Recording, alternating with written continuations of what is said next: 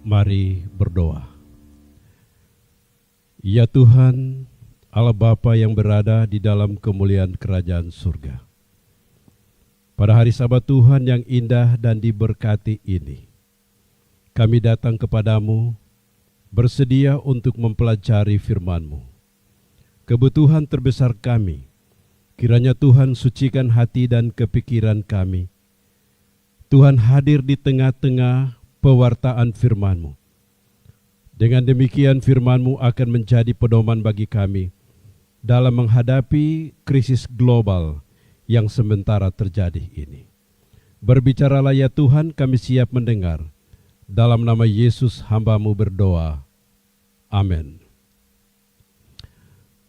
Selamat hari Sabat, Bapak Ibu, Saudara sekalian, umat-umat Tuhan, di mana saja Anda berada. Allah itu baik. Dia telah memberkati kita di sepanjang 6 hari dalam berbagai kegiatan, sehingga pada hari Sabat ini kita dapat berkumpul di rumah masing-masing untuk beribadah kepadanya. Ibadah pada hari Sabat ini sedikit berbeda dengan ibadah-ibadah lainnya, disebabkan oleh karena wabah virus corona yang begitu cepat menyebar di seantero dunia ini, yang menyebabkan sehingga pemerintah membuat larangan-larangan untuk menjaga kesehatan dan untuk menjaga keselamatan.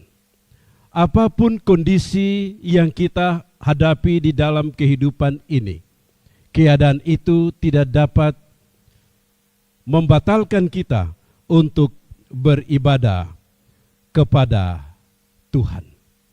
Allah begitu baik. Allah senantiasa bersama-sama dengan kita.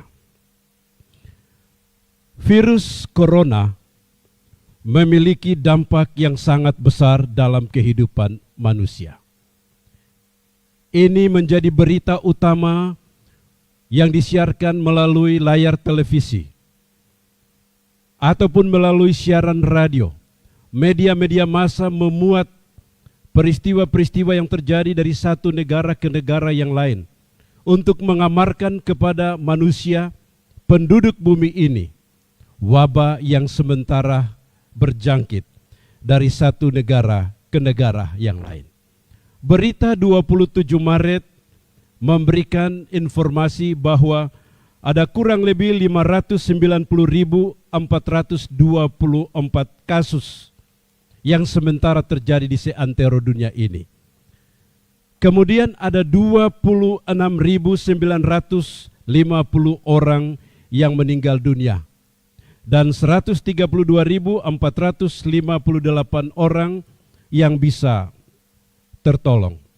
Di lain sisi, mereka yang sementara aktif ditangani pada saat ini ada 431.016 dan 22.000 dinyatakan berada pada keadaan kritis, alias bila tidak ditangani dengan serius akan menghadapi kematian. Kemudian kita melihat bagaimana begitu cepat menjalarnya wabah ini yang merenggut nyawa manusia. Amerika Serikat ada 1.797 orang meninggal dunia oleh karena wabah virus ini. Italia ada 10.018 orang meninggal dunia. Cina ada 3.312 orang meninggal dunia. Spanyol ada 5.413 orang meninggal dunia. Perancis ada 2.199 orang meninggal dunia. Iran ada 2.481 orang meninggal dunia. Di Indonesia hampir mencapai 100. Dan kondisi inilah yang membuat terjadi kepanikan di dalam kehidupan manusia. Ada banyak berita yang disampaikan tentang virus corona ini. Ada juga berita-berita yang tidak benar. Di Indonesia kita kehilangan beberapa dokter ahli yang memiliki komitmen pelayanan profesi kemanusiaan. Mereka meninggal oleh karena pelayanan kemanusiaan ini. Mari kita terus mendoakan para medis yang berada di garis depan, yang terus menangani setiap orang yang mengidap akan virus tersebut. Ada begitu banyak cerita-cerita yang diceritakan yang menyedihkan, bagaimana setiap keluarga menghadapi virus corona ini. Saya terjamah dengan sebuah cerita yang dituliskan tentang seorang anak yang berusia 8 tahun bersama dengan ibunya dan oma dan nenek atau neneknya yang terjangkit virus corona ini. Anak ini memperhatikan mamanya begitu serius, berusaha dengan daya upaya yang ada supaya dapat menyembuhkan akan neneknya atau omanya ini. Tetapi usahanya ini sia-sia. Akhirnya omanya meninggal dunia, mamanya meninggal dunia. Dan di dalam berita tersebut yang begitu disayangkan adalah anak ini tidak tahu di mana pekuburan mamanya. Dia tidak pernah duduk di samping peti mati mamanya untuk menangisi mamanya. Dia juga tidak tahu di mana mamanya dikuburkan. Begitu tragis kondisi yang sementara terjadi di dalam kehidupan manusia, yang membuat perasaan takut, perasaan curiga, was-was, dan berbagai macam perasaan lainnya dalam kehidupan manusia. Manusia mulai bertanya-tanya, di manakah Tuhan di dalam situasi seperti ini? Diceritakan ada seorang anak kecil, sesudah mana pulang dari sekolah, dia melihat di pohon ada sebuah keranjang dan ada tulisan yang dituliskan di sana. Tolong kumpulkan uang koin di dalam keranjang ini, supaya kita dapat membelikan Allah sepasang kacamata, sehingga Allah dapat melihat kekeringan yang terjadi di Afrika, dan Allah menolong kita supaya kita dapat hidup. Apakah Allah yang kita sembah membutuhkan kacamata untuk melihat peristiwa-peristiwa yang sementara terjadi di dalam kehidupan manusia? Tidak. Allah yang kita sembah adalah Allah yang Maha Tahu. Allah yang melihat setiap sisi kehidupan kita, dan Allah yang bersedia untuk menolong kita. Pagi hari ini topik pembahasan kita adalah Corona. Corona adalah kependekan atau kepanjangannya adalah C adalah Christ atau Kristus. O adalah our atau milik kita. R adalah righteousness. O adalah of dari. N adalah nation. A adalah all. Dalam susunan tata bahasa yang lebih baik disebut Corona adalah Christ our righteousness of all nation. Kristus adalah kebenaran kita bagi segala bangsa. Dia tidak membutuhkan kacamata untuk melihat peristiwa yang terjadi di dalam kehidupan kita, tetapi dia selalu berada di setiap sesi kehidupan kita. Dia ada di sana. Setiap masalah yang kita hadapi, dia bersedia untuk menolong kita. Untuk itu, mari kita bawa masalah ini dan menyerahkan kepada dia, karena dia adalah pembela kita dalam menghadapi setiap masalah hidup ini. Di dalam Wahyu pasal 14 ayat 6, firman Tuhan mengatakan, aku melihat seorang malaikat lain terbang di tengah-tengah langit, dan padanya ada Injil yang kekal untuk diberitakan kepada mereka yang diam di bumi, dan kepada semua bangsa dan suku dan bahasa dan kaum.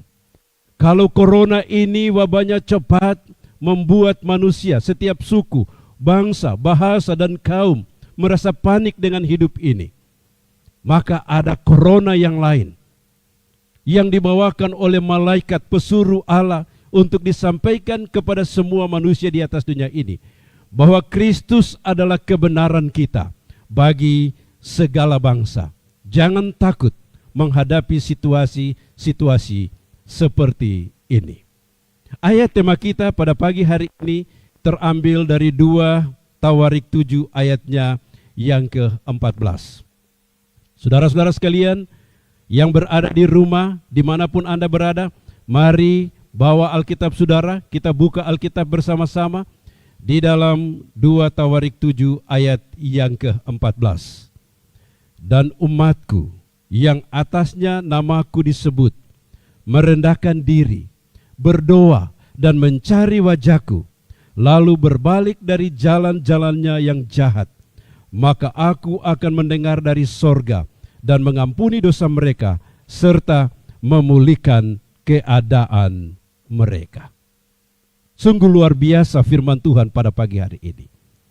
Apa jalan keluar yang dapat kita peroleh untuk menghadapi situasi yang sementara kita hadapi saat ini? Ada banyak jalan keluar yang disampaikan di dalam firman Allah. Tetapi pada pagi hari ini kita fokus pada 2 Tawarik 7 ayat yang ke-14. 2 Tawarik 7 ayat yang ke-14 adalah bagian dari jawaban Allah kepada Raja Salomo dalam pentabisan Ka'bah atau bait suci Allah.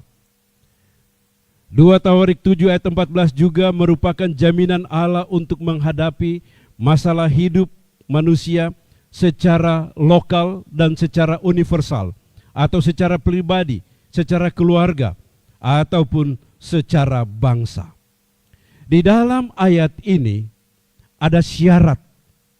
Bila engkau mau supaya negerimu dipulihkan oleh Allah, ada syarat-syarat yang dituliskan di sana. Izinkan saya membacakannya sekali lagi.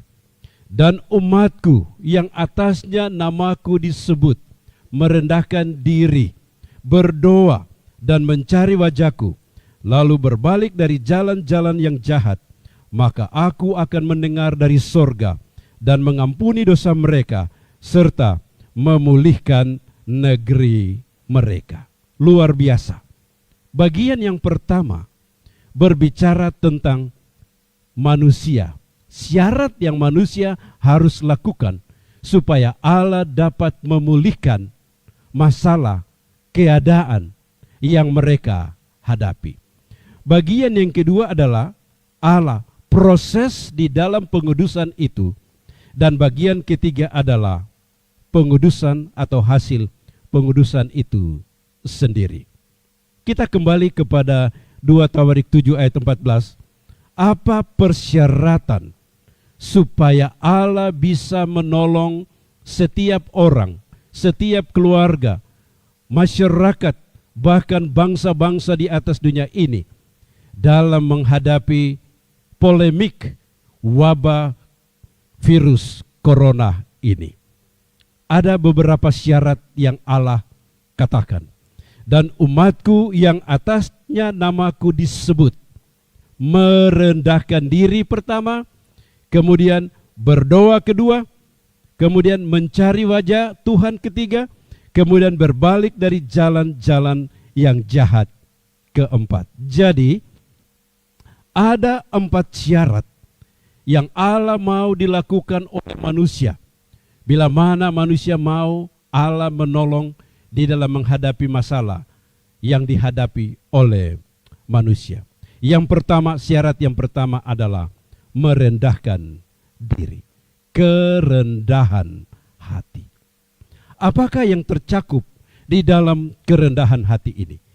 Kalau Allah katakan bahwa umatku yang atasnya namaku disebut merendahkan diri, apa yang tercakup di dalam merendahkan diri itu? Yang tercakup di dalam merendahkan diri itu adalah mengakui adanya Tuhan dalam kehidupan manusia. Bahwa Tuhan itu di atas segala sesuatu. Bahwa Tuhan itu adalah yang pertama di dalam kehidupan manusia. Mengakui adanya Tuhan walaupun manusia memiliki pencapaian-pencapaian yang terbaik, terbesar, tertinggi di dalam kehidupannya, Allah adalah yang utama. Di balik segala karya-karya terbesar manusia, haruslah ada Allah di dalamnya. Allah yang menciptakan manusia, Allah yang memelihara manusia, Allah yang menebus manusia. Lawan kata dari kerendahan hati adalah kesombongan, tinggi hati. Ingin menyamai orang lain, menyatakan bahwa saya lebih dari orang lain. Dan seringkali bila sifat ini dipelihara akan memunculkan roh persaingan dan permusuhan. Hamba Tuhan, seorang penulis Kristen bernama Ellen Goldwhite, dalam bukunya Kebahagiaan Sejati halaman 48 dan 49 mengatakan, peperangan melawan diri sendiri adalah peperangan terbesar yang pernah berlangsung. Penyerahan diri sendiri, memasrahkan diri sendiri kepada Allah memerlukan satu pergumulan. Tetapi jiwa itu haruslah lebih dahulu diserahkan kepada Allah, barulah dapat diperbaharui dalam kesucian. Peperangan terbesar di dalam kehidupan manusia adalah diri sendiri. Roh kesombongan, roh tinggi hati, yang membuat sehingga manusia tidak memiliki kerendahan hati, yang membuat sehingga manusia bersaing satu dengan yang lainnya. Bila kita melihat sejarah kehidupan manusia di atas dunia ini, mengapa terjadi perang antar bangsa, mengapa terjadi perang dunia pertama, mengapa terjadi perang dunia kedua, semua ini tujuannya cuma satu, adalah untuk menyatakan siapa sesungguhnya negara itu. Ada kesombongan di dalamnya, ada tinggi hati di dalamnya, sehingga menata alat-alat perang, bom atom, bom nuklir, untuk dapat memenangkan pertarungan antara sesama bangsa manusia di atas dunia ini. Lebih daripada itu, ada perang timur dan perang barat yang membuat bangsa-bangsa ingin memamerkan kekuatan dan kekuasaannya. Pertanyaan yang kita tanyakan, apakah virus corona ini muncul begitu saja atau diciptakan? Seorang ilmuwan India bernama Anand Ranganathan dalam meneliti virus corona ini memberikan kesimpulan bahwa virus corona ini adalah ciptaan manusia. Untuk apa diciptakan? Pertanyaan berikut. Untuk apa diciptakan? Bila kita pelajari sedikit sejarah dari negara Tiongkok, di sana dalam perang-perang dunia, mereka merancang untuk memiliki senjata biologi. Senjata yang bisa memunahkan manusia, senjata yang bisa memenangkan peperangan-peperangan yang dilakukan oleh manusia.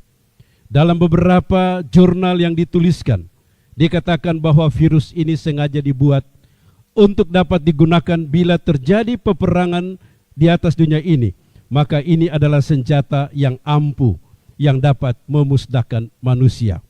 Tetapi di lain sisi, virus ini juga diciptakan untuk mengurangi populasi manusia. Namun yang begitu mengejutkan adalah virus ini diciptakan untuk menghalangi mereka yang percaya kepada Tuhan, sehingga kaum ateis ini lebih banyak di atas dunia ini. Dengan kata lain, pengakuan tidak adanya Tuhan dalam kehidupan manusia. Dan umatku yang atasnya namaku disebut merendahkan diri, mengakui adanya Tuhan di dalam kehidupan manusia, mengakui bahwa Allah adalah pencipta, mengakui bahwa Allah adalah pemelihara, mengakui bahwa Allah adalah penebus, yang harus disembah, yang harus diagungkan di dalam kehidupan manusia. Bagaimana dengan kehidupan Anda? Apakah Anda adalah salah satu di antara begitu banyak orang di atas dunia ini yang merendahkan diri di hadapan Tuhan, yang mengakui adanya Tuhan di dalam kehidupan manusia, bahwa Allah adalah tiga oknum, Allah Bapa, Allah Anak, dan Roh Kudus, bahwa Allah adalah pencipta, bahwa Allah adalah pemelihara, bahwa Allah adalah penebus, yang karya keselamatannya sungguh luar biasa di dalam kehidupan manusia. Jadi syarat yang pertama adalah kerendahan hati yang mengatakan, mengakui adanya keberadaan Tuhan dalam kehidupan manusia. Syarat yang kedua, dan umatku yang atasnya namaku disebut merendahkan diri dan berdoa. Apa yang terkandung di dalam berdoa ini? Apakah hanya menyampaikan permohonan kita kepada Tuhan kapan dan di mana saja? Tidak. Lebih dalam daripada itu. Yang terkandung di dalam berdoa ini adalah, kalau tadi pengakuan adanya Tuhan, yang terkandung di dalamnya adalah penyerahan kepada Tuhan. Penyerahan kepada Tuhan. Yang kedua, membangun hubungan yang erat dengan Tuhan. Dan yang ketiga adalah percaya kepada Tuhan. Di dalam doa yang disampaikan merupakan bagian-bagian penting yang harus kita lihat. Daniel 9 ayat 1 sampai ayat yang ke-15, doa Daniel dan doa pengantaraan atas malapetaka yang terjadi, yang dilihat oleh Daniel. Dan isi doanya begitu indah. Yang pertama, Daniel memulaikan dengan memintakan mengakui kebesaran Tuhan di dalam kehidupannya. Dia memuji Tuhan. Dia mengakui keberadaan Tuhan. Sesudah dia memuji dan mengakui kebesaran Tuhan, bagian yang kedua adalah Daniel meminta pengampunan atas dosa. Bukan dosa pribadinya, bukan hanya dosa keluarganya, tetapi seluruh dosa bangsanya. Bukan hanya itu, tapi juga dosa nenek moyangnya. Daniel memintakan pengampunan atas dosa-dosa mereka. Sesudah dia pastikan pengampunan atas dosa-dosa mereka, yang berikut adalah permohonan. Permohonan untuk terhindar dari malapetaka. Setiap permohonan yang Daniel sampaikan, dia selalu tuntut kebenaran Tuhan. Ini permohonan, ini kebenaran Tuhan. Ini permohonan, Tuhan engkau katakan di sana. Dan sungguh luar biasa doa yang disampaikan oleh Daniel ini. Dalam doa syafaat Daniel, ada 3 hal yang terkandung di dalamnya.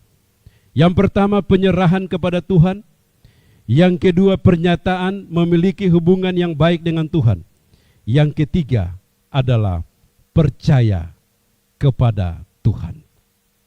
Saudara yang dikasihi oleh Yesus Kristus, kita berada pada situasi yang saudara-saudara dengar ada lockdown. Orang mulai bertanya-tanya, kenapa kita tidak beribadah di gereja? Apakah lockdown ini alkitabiah di dalam menghadapi masalah ini? Yesaya pasal 26 berbicara tentang lockdown ini.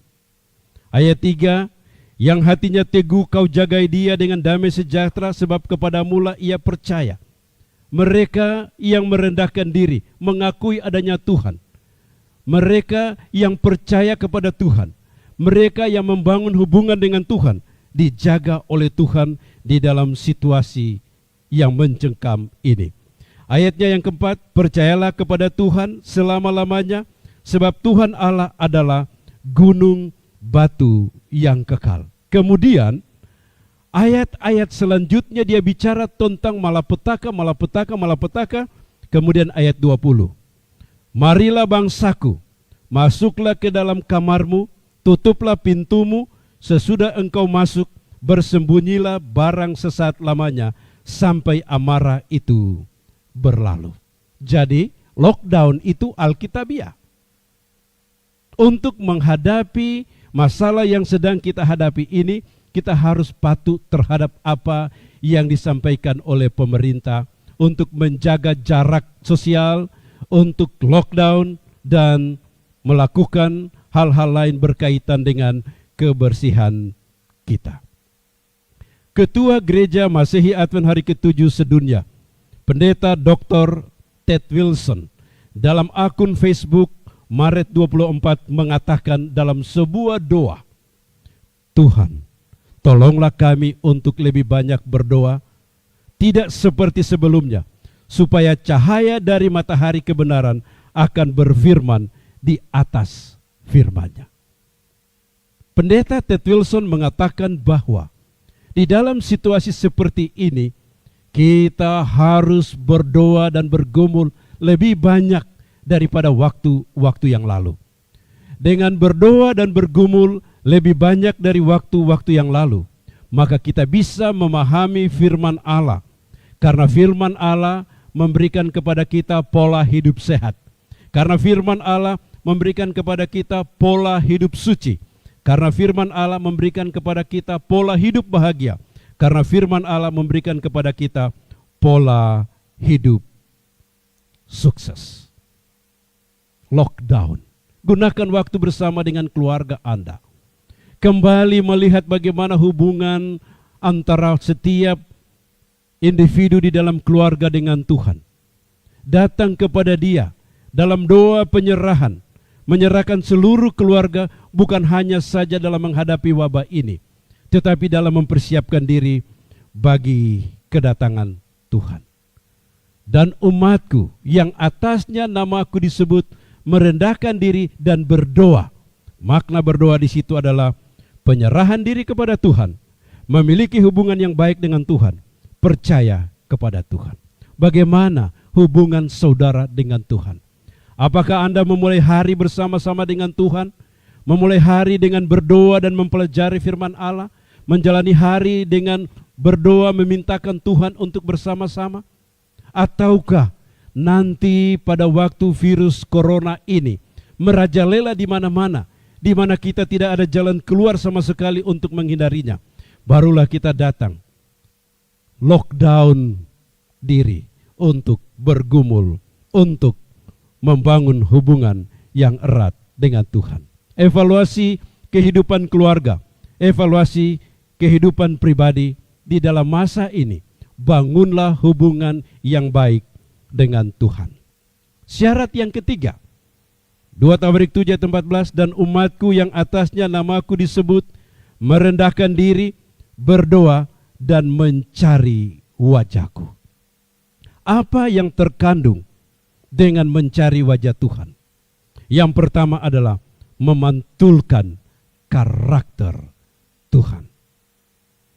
Penulis Kristen bernama Ellen Goldwhite dalam bukunya Alfa dan Omega jilid 7 halaman 475 mengatakan, jika kita tinggal di dalam Kristus dan kasih Allah tinggal dalam hati, dalam perasaan kita, dalam perbuatan kita, akan selaras dengan kemauan Allah. Hati yang disucikan adalah sesuai dengan ajaran hukum daripada Allah. Mencari wajah Allah adalah memantulkan kebenaran Allah di dalam kehidupan kita. Sebagai pelaku-pelaku firman, standar kehidupan kita adalah 10 perintah Allah, 10 hukum Allah. Dalam Keluaran pasal yang ke-20 ayat 3 sampai ayat yang ke-17 sebagai standar membentuk karakter Allah di dalam kehidupan kita. Mencari wajah Tuhan, bagian yang berikut adalah memantulkan karakter Tuhan. Bagian yang berikut adalah menjadikan Tuhan prioritas di dalam kehidupan kita. Apakah yang penting di dalam kehidupanmu? Ada orang yang mengatakan bahwa yang penting bagi dia adalah harta. Ada yang mengatakan bahwa yang penting adalah kekayaan. Ada yang mengatakan bahwa yang penting itu adalah pendidikan, kedudukan, dan lain sebagainya. Tetapi bagaimana dengan pernyataan firman Tuhan? Matius 6 ayat 33, tetapi carilah dahulu kerajaan Allah dan kebenarannya, maka yang lain-lain itu akan ditambahkan kepadamu. Mencari wajah Tuhan adalah mengutamakan Tuhan di dalam kehidupan kita. Menjadikan Tuhan terpenting, terbaik di dalam kehidupan kita. Membangun hubungan yang baik dengan Tuhan. Dan selama masa-masa menjalarnya virus corona ini, mari kita mengevaluasi kembali akan prioritas kita. Bila kita belum menjadikan Tuhan prioritas, saat inilah waktu yang terbaik bagi kita untuk menjadikan Tuhan prioritas di dalam kehidupan kita. Syarat yang terakhir, dan umatku yang atasnya namaku disebut, merendahkan diri, berdoa, mencari wajahku, dan berbalik dari jalan-jalan yang salah. Berbalik dari jalan-jalan yang salah, berbicara tentang pertobatan dan penyucian diri. Apabila kita melihat peristiwa ini dalam Matius pasal 24 berbicara tentang tanda-tanda zaman yang menyatakan bahwa kedatangan Yesus tidak lama lagi. Kebutuhan terbesar umat-umat Allah di dalam menjemput kedatangan Yesus adalah memastikan bahwa kita ini kudus di hadapan Allah. Memastikan bahwa kita mengalami pertobatan hidup setiap hari, sehingga kita layak di hadapan Tuhan. Pada waktu virus ini disampaikan kepada masyarakat, ada 3 respons masyarakat terhadap penyampaian ini. Respons yang pertama adalah orang yang dengar dan tahu bahwa virus itu berbahaya, tetapi tidak mengikuti petunjuk untuk menghindarinya. Disuruh cuci tangan, tidak mau cuci tangan. Disuruh jaga kebersihan, tidak mau jaga kebersihan. Disuruh social distance, tidak mau social distance. Disuruh lockdown, tidak mau lockdown. Mereka hanya mengikuti keinginan sendiri. Kelompok yang kedua, pada waktu disampaikan tentang virus ini dan bahaya virus ini, mereka dengar, mereka tahu bahaya, mereka mengikuti petunjuk, tapi setengah-setengah. Di saat pengaruh besar, mereka ikut pengaruh, tapi di saat yang menjaga kesehatan ini kuat, mereka jaga. Tidak 100% mengikuti ketentuan yang ada. Kelompok yang ketiga adalah mereka yang tahu bahwa virus ini berbahaya, mereka telah dengar jalan keluar untuk mengatasi virus ini, dan mereka langsung membuat keputusan untuk mengikuti tindakan-tindakan yang dibagikan supaya tidak tertular virus ini. 3 kelompok ini memberikan gambaran respons dari 3 kelompok manusia terhadap penyucian dan pertobatan. Orang yang pertama, mereka tahu itu dosa. Mereka tahu dosa membawa kepada kematian kekal. Tetapi mereka tidak pusing dengan dosa itu. Mereka terus bermain-main dengan dosa itu. Kelompok yang kedua adalah kelompok yang tahu bahwa dosa itu dosa adalah sesuatu yang memisahkan antara manusia dengan Tuhan, yang tidak boleh dimiliki oleh manusia. Tetapi mereka masih tetap bermain-main dengan dosa. Ada waktu di mana mereka hidup kudus, ada waktu di mana mereka tidak hidup kudus. Tetapi kelompok yang ketiga adalah pada waktu mereka tahu itu dosa, maka mereka membuat satu komitmen untuk hidup benar, hidup suci di hadapan Tuhan. Kemudian ada persyaratan-persyaratan supaya kita tidak kena virus corona ini. Harus jaga kebersihan, cuci tangan, ada sanitizer yang membuat kita tetap bersih. Kemudian juga harus menjaga social distance, harus lockdown. Sama halnya dengan kerohanian kita. Untuk kita tidak terserang virus dosa, kita harus ada penyucian diri setiap saat. Kita harus jauh dari setiap pencobaan. Kita harus memiliki komitmen penyucian diri setiap saat. Penulis Kristen bernama Ellen Goldwhite dalam buku Alfa dan Omega jilid 7 halaman 472 dan 473 mengatakan, penyucian bukanlah pekerjaan sesaat, sejam, sehari, melainkan seumur hidup. Hal ini bukannya didapat oleh perasaan yang berbahagia, melainkan adalah akibat terus-menerus mati terhadap dosa dan terus-menerus hidup bagi Kristus. Penyucian adalah sebuah pengorbanan kita matikan di dalam diri kita dosa-dosa. Kita keluarkan dari dalam diri kita akar dosa. Dan kita terus-menerus hidup bagi Kristus. Dengan demikian, kita layak di hadapan Tuhan. 4 persyaratan ini bila dituruti, maka Tuhan akan memulihkan negeri mereka. 2 Tawarik 7 ayat 14, dan umatku yang atasnya namaku disebut, merendahkan diri, berdoa dan mencari wajahku, lalu berbalik dari jalan-jalan yang jahat, maka aku akan. Kalau tadi bagian manusia ada 4 hal, bagian Allah ada 3 hal. Yang pertama, Allah akan mendengar dari sorga setiap doa, setiap permohonan yang disampaikan oleh umatnya. Bukan hanya mendengar, tapi langkah yang kedua, supaya doa itu dijawab, maka Allah mengampuni dosa mereka.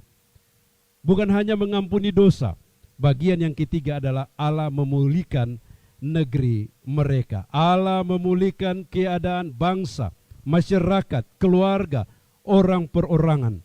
Oleh karena Allah telah menerima apa yang dilakukan oleh umatnya, 4 persyaratan tadi untuk dapat kudus di hadapan Allah. Dalam menghadapi krisis virus corona, tempat perlindungan kita terbaik adalah Kristus. Christ our righteousness of all nation. Kristus kebenaran kita bagi segala bangsa. Kita harus akui keberadaan Tuhan di dalam kehidupan kita. Kita harus percaya dan menyerahkan seluruh kehidupan kita kepadanya. Kita harus membangun hubungan kita dengan Tuhan. Kita harus menjadikan Tuhan prioritas di dalam kehidupan kita. Dan kita harus menghadapi proses penyucian diri setiap saat. Maka Tuhan katakan, aku akan mendengar dari sorga, aku akan mengampuni dosamu, dan aku akan memulihkan negerimu. Tanda-tanda zaman sementara menyatakan bahwa Kristus atau Tuhan tidak lama lagi akan datang. Lukas 21 ayat 28 katakan, apabila semuanya ini mulai terjadi, bangkitlah dan angkatlah mukamu, karena keselamatanmu sudah dekat. Yesus datang segera. Sudahkah saudara berdoa? Sudahkah saudara merendahkan diri di hadapannya? Sudahkah saudara berdoa kepadanya? Sudahkah saudara mencari wajahnya? Sudahkah saudara memiliki pertobatan dan penyucian setiap hari?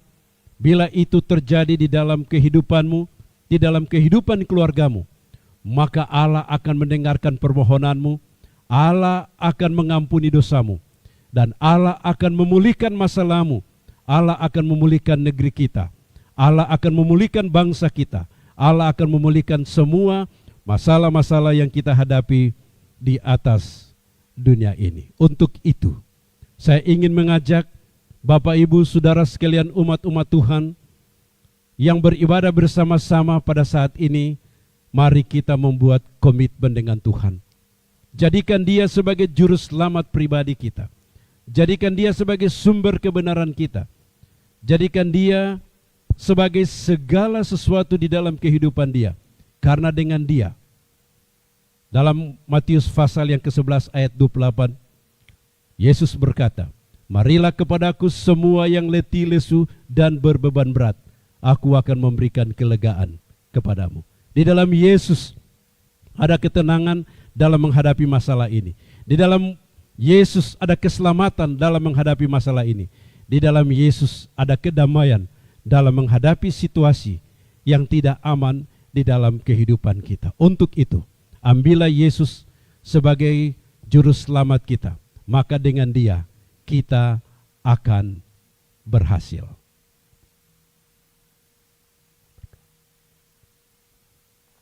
Mari berdoa.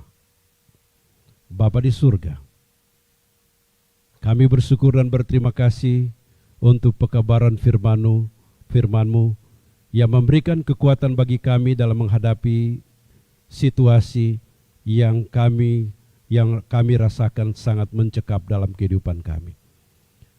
Hamba-Mu mohon kiranya Tuhan meteraikan firman-Mu, sehingga kami dapat hidup layak di hadapan hadirat-Mu ya Tuhan. Terimalah peribadatan kami saat ini Tuhan. Dalam nama Yesus hamba-Mu berdoa. Amin.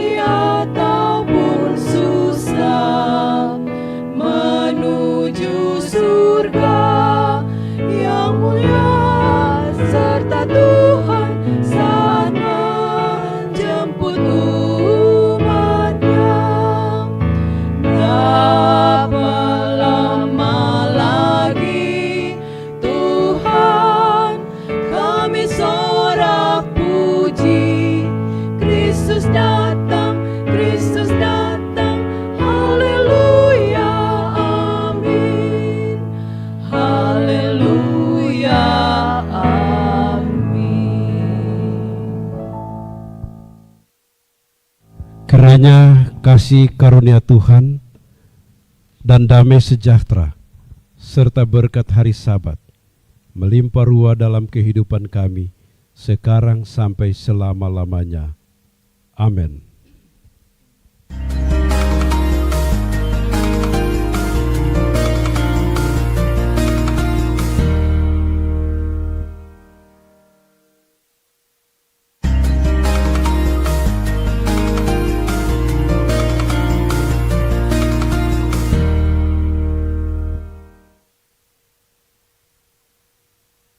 Kita di penghujung rangkaian ibadah bersama kita di sepanjang Sabat ini.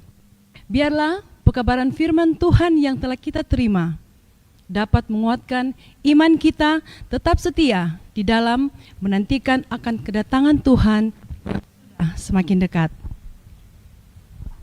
Akhirnya, atas nama pimpinan Gereja Masih Advent Hari ke-7 Uni Conference Indonesia Kawasan Timur, Ketua Pendeta Samuel Yotam Bindosano, Sekretaris Eksekutif Pendeta Happy Sibilang, Bendahara Bapak Vencer Ranta dan jajarannya mengucapkan terima kasih banyak atas kebersamaan kita di sepanjang Sabat yang suci ini.